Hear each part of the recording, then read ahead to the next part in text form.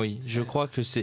Vous savez, c'est intéressant parce que si on regarde ce qui se passe aujourd'hui et les nouveaux développements, je vais prendre l'exemple du Moyen-Orient et de cette opposition, mais forte entre l'Arabie Saoudite et l'Iran, qui est centrale. Si on doit absolument mettre le doigt sur cette question.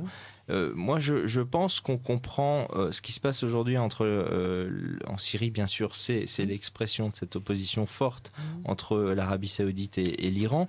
Et surtout, il faut comprendre que finalement, depuis 2001, le pays qui a eu l'intérêt ou qui a voulu projeter les États-Unis dans la zone, c'est essentiellement l'Arabie Saoudite qui a voulu d'abord casser l'Irak. Ce qui a abouti finalement, et c'est pas très intelligent, à une suprématie des chiites sur les sunnites.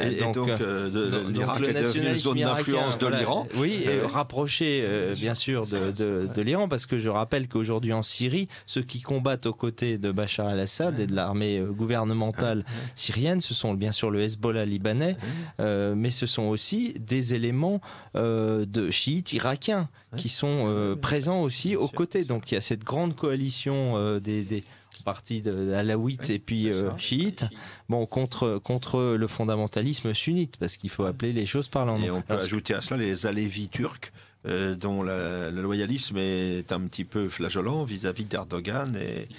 Exactement. Donc ce que je veux dire, c'est que s'il y a une puissance qui est au Moyen-Orient, a eu le plus intérêt finalement aux conséquences du 11 septembre 2001, puisque le livre part du 11 septembre 2001, c'est sans doute l'Arabie Saoudite.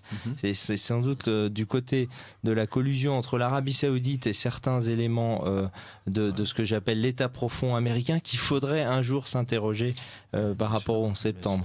Davantage peut-être que les hypothèses qui avaient été évoquées par rapport aux Israéliens, etc.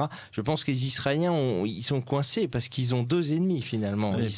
Ils n'ont plus la visibilité simple qu'ils avaient auparavant. Je ne suis pas sûr que les Israéliens aient intérêt pour leur survie et la pacification de leur environnement à jouer la carte des islamistes sunnites partout qui sont en train de progresser. En tout cas, moi, du point de vue, peut-être que je me trompe, mais si j'étais israélien, je me poserais quand même la question de savoir si je vais vivre en paix quand j'aurai des frères musulmans, des régimes frères musulmans ou des salafistes partout autour.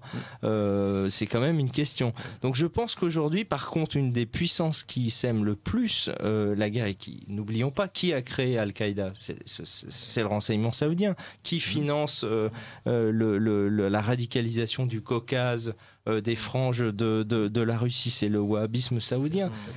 Donc les deux pays ou les deux services qui ont joué un des rôles les plus graves du point de vue du renforcement du fondamentalisme, c'est le renseignement saoudien et le renseignement pakistanais, qui a joué aussi bien sûr un rôle très trouble. Qui sont très, très connectés d'ailleurs. Donc si vous voulez, moi je crois qu'il faut chercher, il faut être très prudent. Quand on est chercheur, on prétend pas avoir toutes les conclusions abouties, mais c'est dans cette hypothèse de la collusion trouble entre certains éléments américains et saoudiens qu'il faudra s'interroger un jour sur la responsabilité de ce tremblement de terre au Moyen-Orient depuis le 11 septembre 2001 en particulier.